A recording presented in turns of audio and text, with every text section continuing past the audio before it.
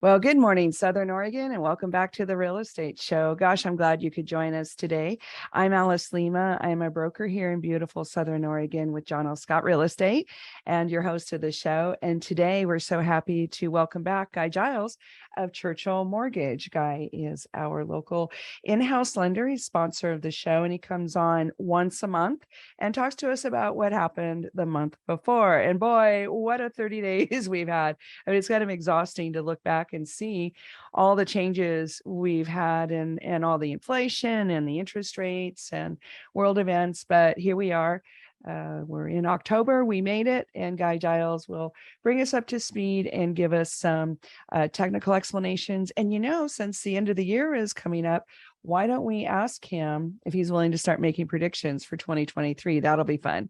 So we have Guy Giles, Churchill Mortgage today, our in-house lender, going to talk to us about how to get through these tumultuous times. And also we're going to hit him up for some predictions. In the meantime, wanted to just briefly mention that they are doing a lot of studies on real estate, buying and selling and timing and such.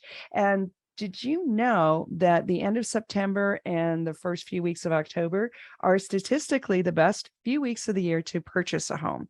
Now, I subscribe to the idea that in Southern Oregon, at least, it's never a bad time to purchase a home. But when they run these national numbers, it sure looks like the end of September and 1st of October are the best times for a buyer to purchase a home, in part because any seller who's still on the market, they might be concerned about winter, even if they're not in a cold climate. They just might be antsy if they've been on the market a while. There's also sometimes inventory left over. There's houses left over, so you still have some good choices, and maybe not as many buyers to compete with. So all in all, it's kind of interesting. I still say it's never a bad time to buy a house in Southern Oregon, but statistically nationwide, the end of September and the first 2 weeks of October are the best times. So there you go. There's your little tidbit for the weekend. We're going to bring Guy Giles of Churchill Mortgage on here pretty quick. So please stay tuned. We're going to have a quick break from our sponsors. We want to say thank you so much to John L. Scott, Ashland, and Medford. Also, thank you to our local Rogue Valley Association of Realtors, also known as RVAR. And of course, Guy Giles of Churchill Mortgage, always appreciate him. And he will be back on shortly to give us an update on what's happened in the last month of financing and housing. So stay tuned. We will be right back after a quick word. Don't go away. Well, welcome back to the Real Estate Show, folks. Thanks for joining us again. I'm Alice Lema. I'm your host of this show. I'm a broker here in beautiful Southern Oregon with John L. Scott Real Estate. And today is the first Saturday of the month. And we are so lucky to welcome Guy Giles of Churchill Mortgage back, our in-house lender. Welcome back. Hey, thank you. I'm glad to be here. Gosh, it still feels like summer. Yeah, almost. It's been crazy. I kind of lost you on my video here. That was my fault. So anyway, I'm ready to talk about mortgages or wherever you want to go with this thing. Well, gosh, it's been another crazy month in the last 30 days. Just when we think we can't even imagine anymore volatility.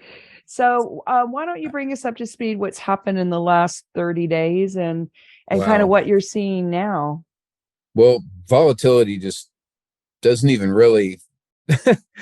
start to describe it. We've had swings during the day of up to 140 basis points on the mortgage-backed securities. And if you remember, what they do is they'll take the mortgages and they'll kind of bundle them up and they'll say, hey, these ones are all this FICO score, and this is what we'll sell, kind of the servicing or these loans for. And it's been a ride. I mean, it was 140 basis points. If you figure about 23 to 25 basis points are about an eighth in fee, that adds up really quick. I mean, it could cost a $500,000 buyer and an extra couple $1,000s in just one day, as far as the swings. And what I'm talking about is kind of the cost to actually have that loan. So say you're getting a 6.5%, not paying anything for that rate. Now all of a sudden in one afternoon, if you don't lock in the morning, I'm telling you now, it's going to cost you $2,500 for that same exact rate. Wow. And it's been trending a little bit in our favor this week, but last week was probably one of the ugliest weeks I can ever remember in my career. So Is that because of the big Fed hike again? generally those sorts of things are baked in. This is just having to do with inflation numbers Oh, just still gotcha. coming in kind of high. So generally what happens after we get a Fed hike is our rates, at least recently, they drop a little bit because we're already anticipating that. These guys are looking out, 15, 30 years on these things, because when you get into a loan, even though most people don't have them that long, that is what you're signing yourself up for that rate of return. Mm-hmm. And with inflation happening right now, obviously that eats away in the long run. If you're getting like, the good old days a year and a half ago at 2.6% on a rate, now all of a sudden, The good old days. yeah, it's amazing. I was telling everybody at work for the last 4 years, I'm like, this is the good old days, right now is. And, I only lived through one other one when I first got in the business in 2005. Uh-huh. And I didn't even understand how much business was actually going on until it was over. And this last time, I've been hustling for years and for years now. And finally I have a little bit of a break to go hunting with my daughter this morning before this thing. And so I'm taking advantage of the little break that I do have. Gotcha. So, one of the things we were talking about before we went on the air was there were some hope for the buyers that are out there. You were just beginning to talk about some of the opportunities that are out there. That would voice of hopefulness would be super welcome right now. Well, I do think even though rates are high and that is discouraging a lot of people, it's helping in one way. Obviously we don't have houses that are going to go up double digits, in this next 12 months. So Gotcha. a little bit of a reprieve. You finally have, you have the sellers a little bit nervous, thinking that they're not going to sell their house in one afternoon with 6 offers. So I'm seeing buyers be able to come in and offer just a reasonable amount, and there's not the trepidation that oh my gosh, this house is just going to sell, and if I don't offer $40,000 over the asking price, I'm never going to get it. What people were So, doing. oh, absolutely. We're seeing builders now at this point giving out incentives for people to buy. So some of this stuff, as bad as the rest of it is, it needed to happen in the housing market. I mean, it's pretty much the biggest buy that you're going to do probably in your lifetime, at least one transaction wise. And and it's just been going crazy for so long that it's just been unsustainable. So I don't like inflation. High rates aren't my favorite thing, but to get housing prices a little bit back in line and maybe have things kind of catch up with it as fast as it's been inflating over the last few years is probably not a bad thing. And these buyers, I'm starting to see some more offers going out there. They're able to ask the sellers for some closing costs. We're looking to kind of buy down the rates with those a little bit. Mm-hmm. One thing that's been kind of the talk of the town lately, for at least for the last few weeks, is this 2-1 buy down, where, Yeah, what is that? What are you talking well, about? basically the seller comes in, and I always try to explain when I say the word points. You could take the word points, just throw it out, put a percent in there. So if you're paying 1 point, you're paying 1%. And that will buy down your rate. So say we're at that 6.5% without paying any cost. If you pay that 1%, you might take it down a quarter of a point in rate, and now you're at 6.25. So talking about if the sellers do this 2-1 buy down, they pay 2 percentage points to the buyer, and it buys down their rate 2% the first year, and then 1% the second year, and then it goes back to where the rates were when they started. There's people all over town selling this program. I want to caution people about it, because if you're coming in with 5% and you're thinking you're going to refinance in 2 years with maybe 7% equity in your house, you could be in for some trouble as far as that Because why? goes. Well, you might not have the equity to refinance. If everything's going up, 20-30% in a year, that's great, but we're not really in that atmosphere anymore. No, that's not normal. No, and even though it seemed like it lately, even with slight appreciation, that still doesn't give you the equity to be able to get a good deal to refinance your house. And I get worried about people in 2 years. I had a couple of ladies that I really respected, that I worked with back in 05, and people were making so much money on this, on the option arm loan, where you were basically losing equity in your house every month. And they told me, don't sell this loan. This is going to go ugly. And I did not sell it. Thanks to Peggy Nichols and Karen Burkett. I don't know if you remember them. I remember them. Yeah. And Yeah. they kept me grounded, and I didn't get a Maserati through that whole thing, because I wasn't selling some bad loans, and I just got misgivings about this 2-1 buy down thing. It might get people a couple of deals closed right now, but as far as for the client, if they don't have the means to pay that down or some way to do it, they may not be eligible to refinance that thing within 2 years. And now all of a sudden, you're not looking at any kind of a crisis like we had in 06. I'm not expecting that at all. Nothing is coming together like that. But just, if you have someone like me, or someone trying to sell you on that, just go into it eyes wide open and ask a lot of questions about what could happen down the road, because there might be some situations where it's really not a bad thing. If your wife's graduating from med school and everything's going to be done by then, there are definitely times and places for things. But just look into this program if people are talking to you about it right now. So you just want to caution people that if part of their strategy today in purchasing includes a desire to refi later, that they be very careful, because you don't know if that's going to work out or not. Is that what you're saying? Yeah. Don't automatically bake that into your decision today. Is that what you're saying? That would be my advice as far as that goes. And I do think rates are going to go down, and I'm not a big refi happy guy, but I do think there will be a lot of people that are getting into houses right now that there will be the opportunity to refinance. It's just, if you don't even start out with that 20%, in 2 years, who knows if you're going to really have enough to get to get the thing done. So basically, be comfortable with the decision you're making today.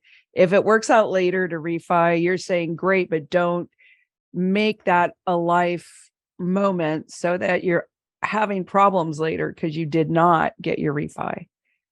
Correct. Yeah, because even with this 2-1 buy down, they are going to be qualifying you as it, just like it was a full rate, without the buy down. So people will be able to afford it. But if that's what you're counting on, how fast a year goes. Yeah. Especially my age. Holy moly. Year is quick. And, yeah. And, I just like to have those real conversations with people, and, that's just kind of how I chose to run my business. But I am seeing people starting to make offers. There are still, opportunities for the sellers to buy your rate down permanently. And, we're starting to see these mortgage-backed securities kind of come around. I'm hoping that we've about peaked on these rates. I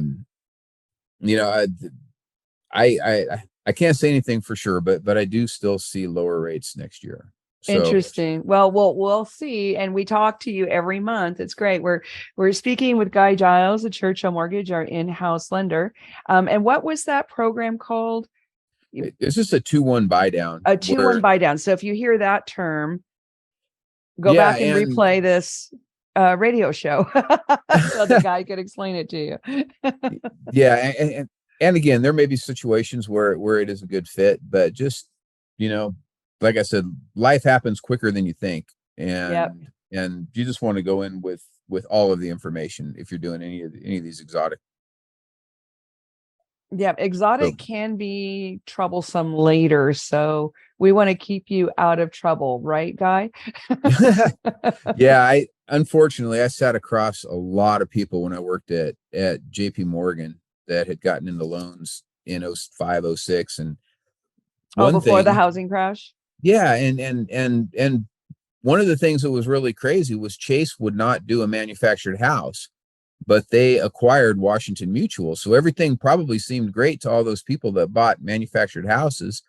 Then when Chase bought them, they wouldn't do it. And to do the true HARP program, which was a program that kind of bailed a lot of people out from being underwater, um, you had to go to your own servicer for that. And because Chase chose not to do manufactured houses, and they still don't, a lot of people just got stuck where they could not refinance. And I would hate to see a rule change, or the houses not appreciate like somebody thought they might, or just whatever, and just get stuck with that rate going up.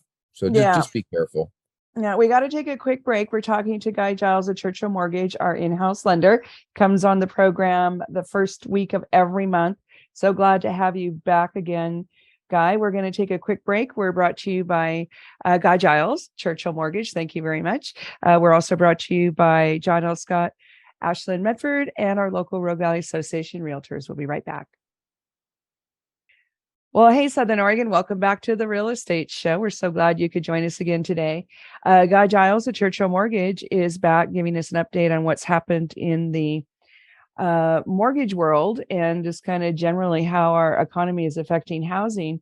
So before the break, Guy, we were talking about a program that we want people to kind of be careful of, not necessarily saying it's a bad thing, but it has to do with planning on refining later. And you're saying just don't have that hardwired into your business model because the economy might not cooperate. Well, yeah, I mean and basically when you're doing a refinance, if you have mortgage insurance, say you came in with 5 or 6 or 10% down, you may not have that 20% by the end of that 2 years. So you might find it a whole lot Gotcha. more difficult to refinance. Because you can't So, refinance out until you've got 20%. Is that correct? yeah, I mean, there are programs, but a lot of times you're just putting yourself right back in that same position. Oh, because So you're it's taking just, on.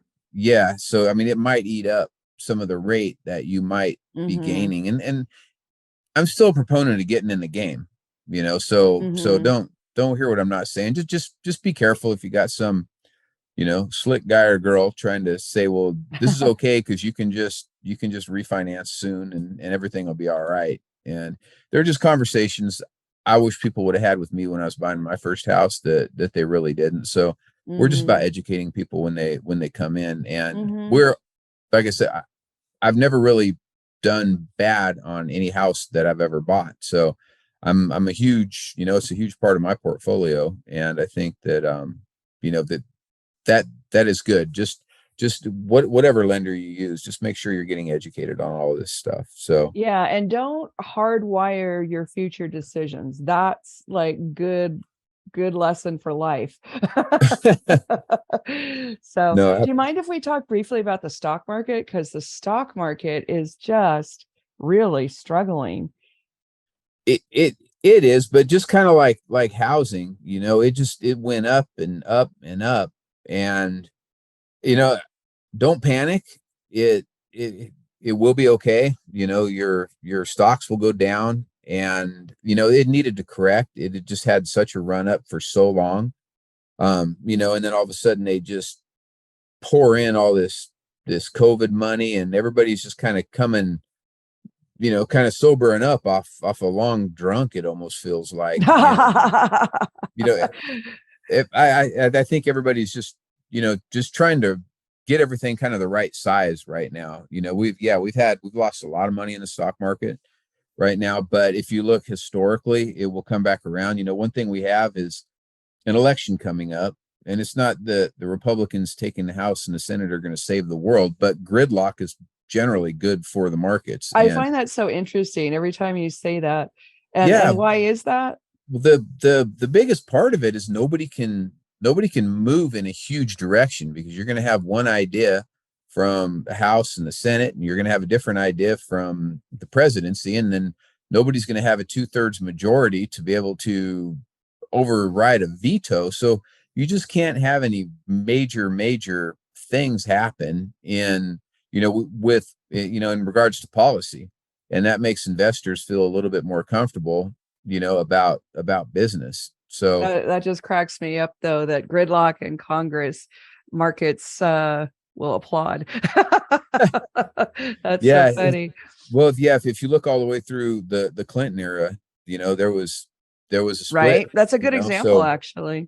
Yeah, and the stock market did great. And there are some headwinds. OPEC this week's going to cut production, and so fund oil prices and all of that. I still think it's time to just lock both sides in a room and say, you can come out, when you work something out, instead of just blaming the other side. Well, there's some conversation this week that I've been hearing from people that their money that's coming out of the stock market, they want to put in real estate. Are you hearing any of that chatter? I think it's been, probably happening for a little while. I mean, it's been going on anyway. Yeah. I mean, I don't think that's just like something completely new, but I don't profess to understand, everything about the investment side of things. I understand it, a lot about the treasuries and the mortgage-backed securities, but the stock market's one of those things that perception is so much of everything. You'll get consumers that don't have any confidence. They track that with the consumer confidence, but people will just kind of follow when people start selling off. Everybody gets afraid, and they don't even realize that those moves happened electronically before any human actually even had their hands. Yeah, well, that's probably true too. But my wondering was, well, if the stock market is losing all that equity in that financial investment type, and the money or some amount of it comes into real estate, those would be more buyers. Yeah, I mean, I'm definitely seeing a whole lot of people, that would rather have their money right now in property than they would in the stock market. You're always going to need a place to live, and we lost we lost so many people out of the construction industry when back in 06, 09, through all those years, and a lot of those people weren't even replaced. And then you add on top of that more and more regulations for buying houses. It's harder and slower to even get a house built. So there is a lot of pent up demand. It's and I see that for the foreseeable future. I mean, they're just not going to be able to build houses fast enough to be able to keep up. So, why not invest in something that's just a tangible asset that, it's just not going to go under if everybody decides drinking Pepsi is a bad thing for a week, or, the egg industry goes under because we're worried about cholesterol this month. So, having a house and something that you can rent out or something that you can live in, is something you can, I don't know, kind of bank on for the future. Well, and the older investors, older folks in general, remember during the 70s and 80s, if you owned real estate, then hyperinflation, kind of worked for you. So, that idea of putting your money in hard assets. Do you have anybody talking to you about making those kind of investments just for inflationary reasons, or we're still pretty much just trying to find people a house to live in? I think it's finding something that's affordable right now. I think you probably work with a lot more investors than I do. I've heard you talk to people. If somebody's actually thinking of investing, I would definitely suggest that you call Alice. I mean, she's made that a huge part of her business. Well, it's like I'm talking about you third person. You've been doing that, a lot longer and a lot more than I have. Well, and it's just that in Oregon, we have this kind of weird rental price structure. I shouldn't say weird, it's rent control, but it's Yes. had, there aren't any other states in the union that have statewide rent control, I don't believe. And so it's been like this big experiment the last few years just to watch what happens. And the investors are doing really well if they're willing to put up with the program. Well, and with the inflation, that's kind of changed how much people could actually raise their rates, hasn't it? I understood that you could raise them, what, 11 or 14% or something this year? Well, it's because of the 7% inflation? plus cost of living in the state of Oregon. That big number that you heard about is for 2023. The state of Oregon, because the cost of living inflation is so high, it'll be 7% plus 7.5% inflation. So landlords for 2023 can legally raise the rent 14.5%. I cannot imagine anybody doing that. No. 7% is pretty substantial, but yeah, that's why I wondered about the stock market. If people are taking the money out of that, are they going to start buying houses and duplexes and apartment buildings? Yeah, I haven't seen that. I've just the main thing that I've seen is people that do realize that rents go up every year, and they're just kind of done with having the house sold out from under them, or and that's so traumatic. Oh my gosh. Or just for whatever reason, you can kind of buffer yourself if you're in a house against inflation. Your taxes are going to go up every year, and your insurance might go up, and it might be on you to replace that HVAC system or something, but you can really control in the long run. I always use the example of that house that I bought up on Hillcrest all those years ago. I mean, people would kill for a 1-room apartment for what I got in that thing every month. And, just if you get in there and stick with it, somebody calling you up saying, hey, I want to find a flipper house right now, that's probably not, the greatest thing. But if you do not in a stabilizing market, I don't think. What do you think about that? Oh, I think it would be absolutely crazy. Well, and long term is easier on, your sleep every night. So. I would think so. You are right though. People are nervous about the stock market. They're a little bit nervous about everything, but we go through these times, and the old hippie friend of mine really grounded me one time when she said, we're not building bomb shelters right now like we were when I was a kid. And wow, it's true. Wow. So, you know what? I'm at the tail end of that. I remember, and we did duck and cover drills in our classroom. Could you imagine about that? Yeah. Could you imagine that saving you from a nuclear attack? You're sitting under your desk. Yeah. Well, yeah. Well, they did close the curtains in the school too. That's true. That's true. Excuse me. We're talking to Guy Giles at Churchill Mortgage, our in-house lender, comes on the show first weekend of every month. What kind of buyer are you getting right now? I'm just kind of wondering, like, what kind of person is coming through your door? I think it's a fabulous time to buy. I know that's chaotic. I know it's scary, but what kind of person is coming through your door right now looking to purchase? Well, then in the last week or two, it's been people that all of a sudden their house sold. And they've kind of been pre-qualified and just kind of sitting back for a little while. And now all of a sudden, their house sold. And, so we're now talking about getting them in another one. And that's happened, 3 or 4 times in this last week. Awesome. So inventory is coming on the market. People are getting their house sold and finding another place to live. We haven't had that in a while.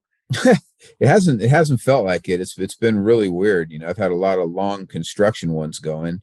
But so they've been just kind of trickling in, but no, we are starting to see people with their own house selling. So it's kind of nice, Well, it is a domino. That's how it gets going again. It's interesting because the market will kind of pause in unison, like somehow, and then get going again in unison. It's very strange, but that's how it is. We're talking to Guy Giles at Churchill Mortgage.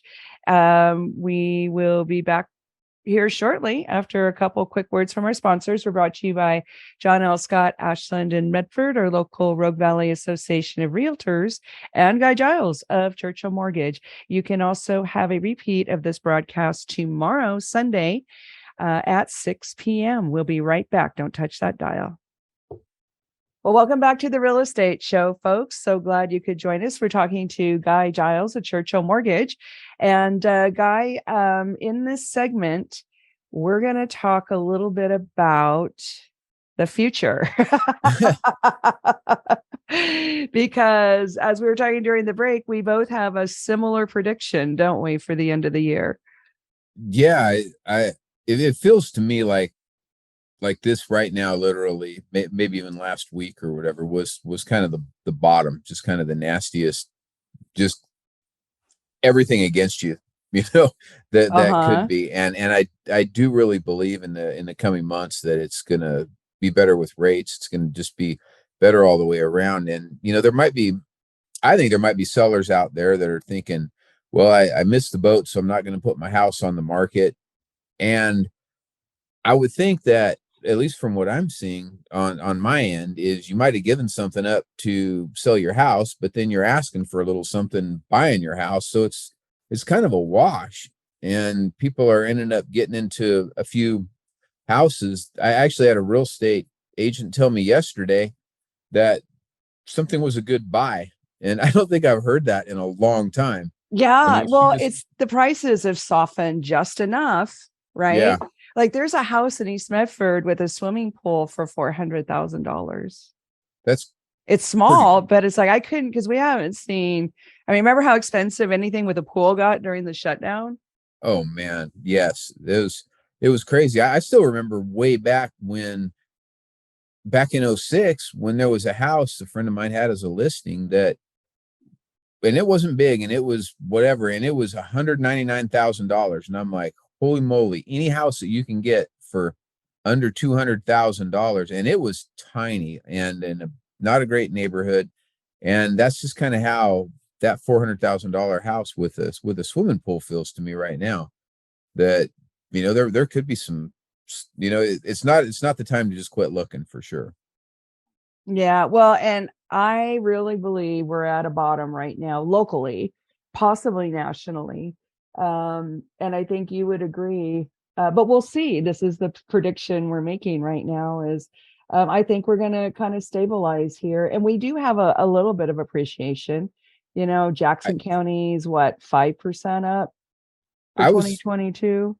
Yeah. I mean, the predictions and everything that I've heard were, around 4.5 for the whole year, for next year. So that seems kind of in line with that. It's not going up like it was, but something a little bit more sustainable probably will feel a little bit better for everybody all the way around. I think so too. And I love how you always point out that it's, in our opinion, as housing professionals, that it's better to be in a little more normal market than that hyper accelerated, because in the hyper accelerated, you are overpaying drastically.